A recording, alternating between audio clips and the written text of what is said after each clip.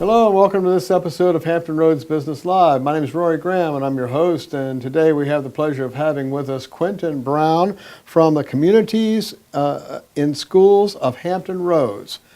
And that's communities in schools? That is it. Communities in schools. In schools. Okay. All right. I made sure I had the title right.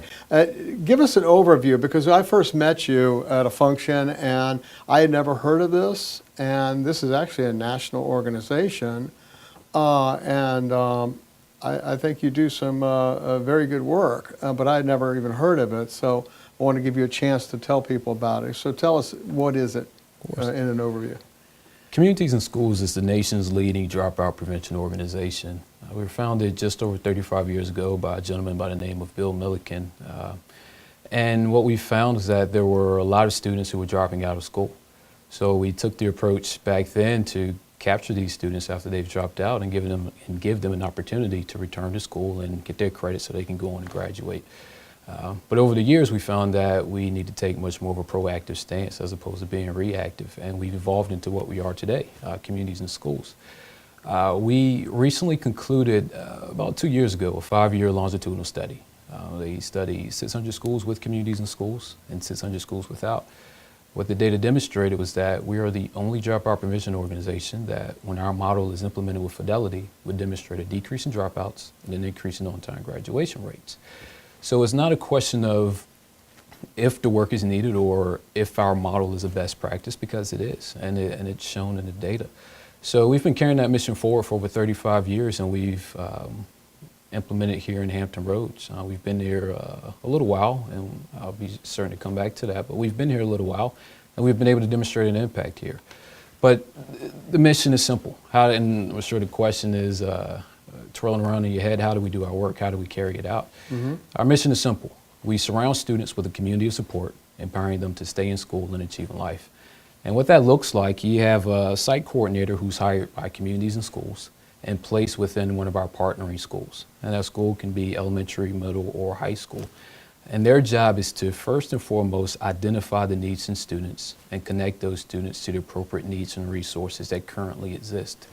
The critical point in that statement is that we partner with services that currently exist. We are not in the business of replicating or duplicating. We purely identify the needs and the gaps, and we fill those gaps and work with current partners to help alleviate those needs that our students and families have. Whether it's coming to school with no school supplies or having severe health issues, dental, visual, whatever their need is that's preventing them from being successful. We identify it and connect them to the resource. Okay, and so this is done with the school's consent and cooperation, the parents' consent, and the student? Correct. Okay, Correct. Okay, why did you all choose Hampton Roads? I don't know if it's a question as much as why we chose Hampton Roads. Or did Hampton Roads choose you? Right. There was a very apparent need here. Mm-hmm. Communities in Schools has actually been serving Hampton City schools for right around 6 years now. We recently had a resurgence in the past year and a half to really move our mission forward and serve more students and have greater impact. But yeah, it's more of the need being here and us having an opportunity and a passion to meet that need that's here in Hampton Roads. We don't go where we're not invited or where we're not wanted, so it is very clear that the Hampton Roads region as a whole is supportive of our work and wants our work to help move this region forward. And you're all across the country, though? We are. We're a national organization serving 1.3 million students a year. Wow. Okay, all right. And what makes you qualified to lead this effort here? You can probably make the claim that there are many people who are qualified. If you look at degrees earned, job, life experiences, knowledge base, you can make an argument that there are many people that are qualified to lead this effort and this work. But to respond to why am I qualified, in addition to all those other things, I bring a certain level of passion to this. And yeah, I can hear that in your voice that you are passionate about. And I'm glad you do, because you hear that a lot. Well, I'm passionate about this and we're passionate about that. So I don't want it to be cliche, but it's a true and genuine statement. If you're passionate about painting, you should see paintings in my house or in my home. If I'm passionate about public speaking, you should see my resume. You should see my videos of me public speaking. So when you look at my resume, and I tell you I'm passionate about this work in youth development and keeping kids in school, if you look at my resume, it goes over 14 years of me doing just this. And over half of those years were spent with communities and schools. Started with our affiliate in Richmond before being requested to come lead the affiliate here. So I think in addition to my education, my work experience and life experience, I do bring a sense of passion to this that I want to see, and I know we can see, all of our students be successful and go on to graduate and live a long and productive life. Okay, and I'm sure, of course, you're not doing this by yourself, so who else is doing this with you? I mean, can you describe some of the elements, team elements? We're a small and mighty team, a team of 6. We have, and 4 of the 6 are our site coordinators that actually do the work on the front lines within our schools. And to that point, we currently serve 1 high school in Hampton, an elementary and a high school in Norfolk, and 1 high school in Portsmouth. But supporting us and actually leading us is my board of directors. We've gone from a small working board of directors to a board that's really committed to the government and the sustainability of our model and our mission going forward. But I would not leave here without saying that another key player in that is our funders. We could not do this and move our mission forward without their support. And they know who they are, and we certainly thank them and appreciate their belief in what we provide and seeing the need and how we can impact that need. Okay. All right. What do you think has been the greatest challenge that you face in doing this? I mean, there's a lot of them, I bet. There are.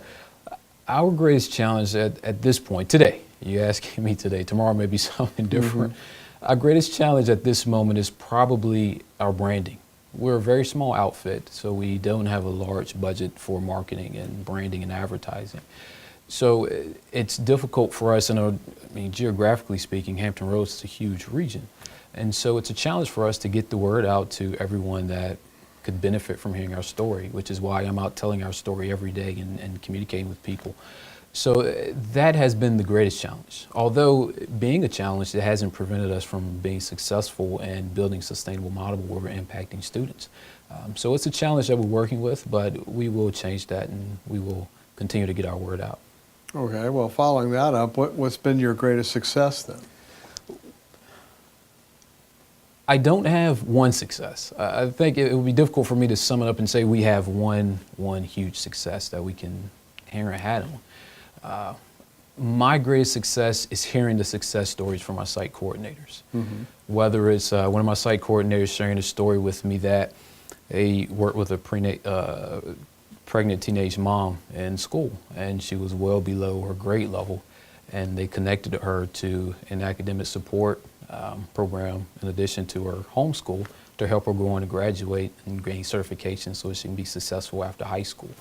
Or whether it's one of our students taking part in the summer internship and getting him leadership and character building components to help move him forward. Or one as recently as today, hearing the story of a student who was in a group setting with one of my site coordinators, and she was dealing with a domestic situation at home. And she was struggling with what decision to make, the good or bad decision. And without our site coordinator knowing it, and they went through their session and their communication with the student. And at the end, she pulled on him and said, listen, I was dealing with this situation, but based on our conversation today, you've helped me make the decision that I need to make.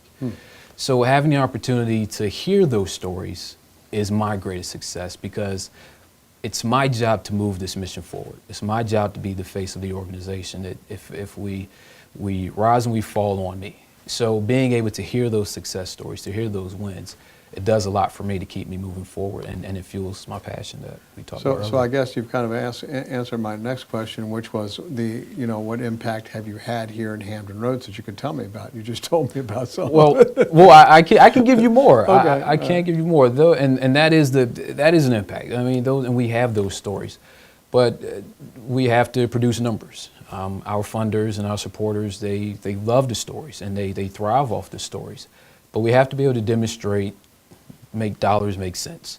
And this past year, we were able to actually just concluded our first full year here in Hampton Roads, aside from just Hampton, but in Hampton Roads. And we were able to report on our end of year data, and it shows we're in line with our national and state expectations, where 85% of our students go on to improve grades, academics, and behavior. So the impact is great. So again, it's not a matter of if we can make this work happen or if we can solve these problems or solve these challenges. It's a matter of when. And this data that's being collected, it's very objective data. We take the data that's handed to us from our schools based on the students that we're working with, and we input it in our national database. And at the end of the grading period or the end of the school year, we pull that data and we take a look to see what we did. And we report on just that. And the good thing about having that national database is on an ongoing basis, we can determine if we are making meaningful impacts along the way. So we don't have to wait from September through June, the entire school year, to determine if we made an impact. We know at 30-day intervals if what we're doing is working. And if it is, great. And if it's not, we have the opportunity to make a difference or adjust. Okay. So how do viewers help you? I mean, people are looking at this, and I'm sure there's a lot of them that had never even heard of you before, but now they go, wow, that's pretty cool. Maybe I could help. So can they get involved? 2 words: get engaged. Whether you've heard about communities and schools, and wherever the viewers are watching this, whether they're as far west as California or as far west as Hampton Roads and anywhere in between, remember, we're serving 1.3 million kids across the nation, or students across the nation. So it's a good chance that wherever our viewers are, there's a communities and schools somewhere in their backyard. So number one, get engaged with communities and schools. But if what you've heard today isn't your passion, if you have a passion for art or a passion for animals, just get engaged. Communities and schools is a viable option to do just that, because we work with so many partners. We live and die by the support and quality of the partners. So when you say get engaged, you mean to become a volunteer? Yes. Okay. Become a volunteer at the site level, at our admin office. But yes, that's exactly what we're talking about. And it could be any amount of time? Any amount of time. And if you don't have time, there are many other ways to get engaged. So time, talents, and treasure, so to speak. So I have a question here that if you came back here in 10 years, how does this interview change, do you think? I don't know that it will. I don't know. I think there are small nuances in there that the board composition may be different. We will likely be serving many more kids at many more schools across the region. Those small things will change. But ultimately, nothing will change. The mission will remain the same. I may or may not be here, but the mission will be moving forward, and we will be keeping kids in school. That's what we're here for. We've been doing it for over 35 years, and I thank our founder, Bill Milliken, and our national president, Dan Cardinale, for what they've put together to move this forward. So in 10 years, the story won't change. Well, it sounds like you've got an effective blueprint in place, and it's working, so I can understand that. So what final thoughts do you have about the program that you'd like to share with us? I can leave you with communities and schools is the greatest organization or the greatest thing that's to slice bread, so to speak. But I don't really like final thoughts, so to speak.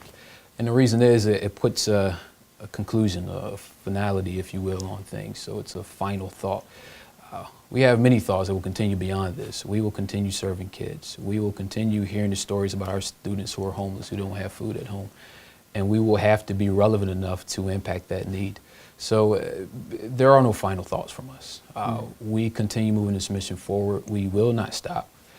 We will continue to do what we have to do for our school districts here in Hampton Roads and across the nation where we are. And I thank you for the opportunity to be here and share this story with those that are viewing, because I think without opportunities and platforms like this, it makes it that much more difficult for us who are small outfits to get the word out. So thank you for making this happen, and just rest assured that this won't be the last you'll hear from me. Okay, well, you're certainly welcome. I think that's a good place to stop then. So if you feel like you see or have a desire to volunteer or become a part of this and engage with this, you could call Quentin. I'm sure there's all sorts of help that they need It doesn't matter whether you're in Hampton Roads or across the country, there's probably one somewhere near you, Communities and Schools. His contact information is at the end of this video and at the bottom of this page. And I thank you very much for coming in and being on the program today. And I wish you and your organization a great deal of continued success. Thank you. Thank you.